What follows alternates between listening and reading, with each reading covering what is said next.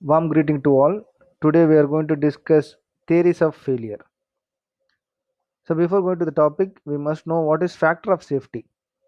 So it is defined in general as a ratio of maximum stress to the working stress.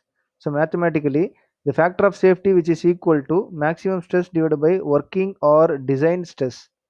In case of ductile material, example mild steel, where the yield point is clearly defined, the factor of safety is based upon the yield point stress. In such cases, factor of safety which is equal to yield point stress divided by working or design stress.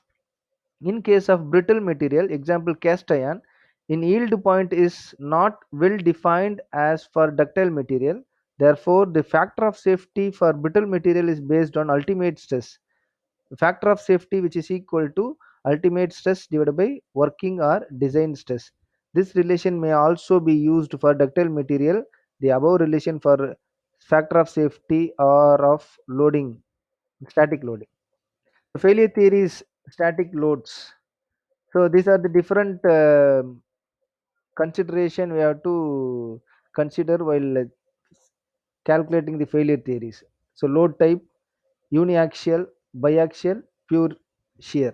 Material properties, ductile, brittle, application of stress, static, dynamic, static load, maximum normal stress, modified more, yield strength, maximum shear stress, distortion energy, dynamic loading, Goodman, Gerber, and Soderberg.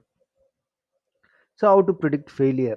So here we can show a rod and here a complicated bracket. So here with this rod we can easily find out the failure, that is using simple tension test, that stress strain energy.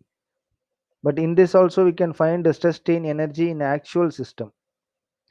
So simple tension test we can do for rod, but this bracket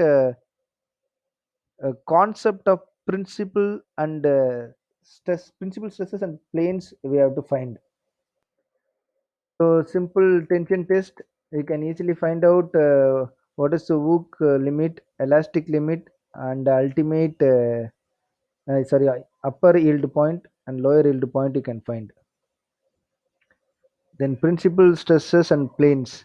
For this bracket, we have to find out the principal stresses and planes. That is more circle analysis. Sigma 1, sigma 2, and sigma 3. You have to calculate the tau max, which is equal to sigma 1 minus sigma 3 divided by 2. Then failure theories. The failure theory formula will be available in the data book, PSG data book, page number 7.3.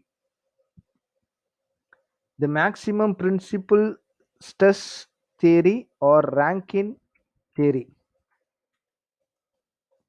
So sigma 1 which is equal to sigma y works well for brittle material but not good for ductile material. So this theory is only for brittle material, not for ductile material.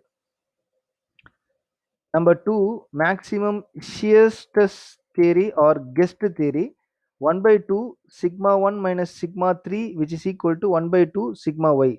Good for ductile material like steel and aluminum. Maximum principal strain theory, sigma 1 divided by E minus mu sigma 2 divided by E minus mu sigma 3 divided by E, which is equal to sigma y by E. Does not work well with any material, brittle or ductile. So better avoid this theory while designing. So this theory is not suitable for brittle and ductile material. Next, total strain energy theory or maximum distortion energy theory. So 1 by 2e sigma 1 square plus sigma 2 square plus sigma 3 square minus 2 mu sigma 1 sigma 2 plus sigma 2 sigma 3 plus sigma 3 sigma 1, which is equal to sigma y square divided by 2e. So good for ductile material. And last one, shear strain energy theory or von Mises theory.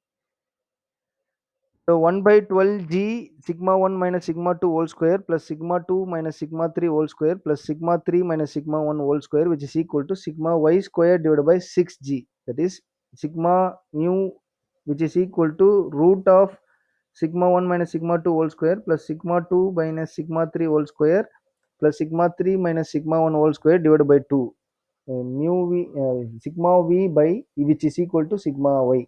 The most valuable for design purpose, especially for design involved with ductile material. So this is one method which is best one for designing.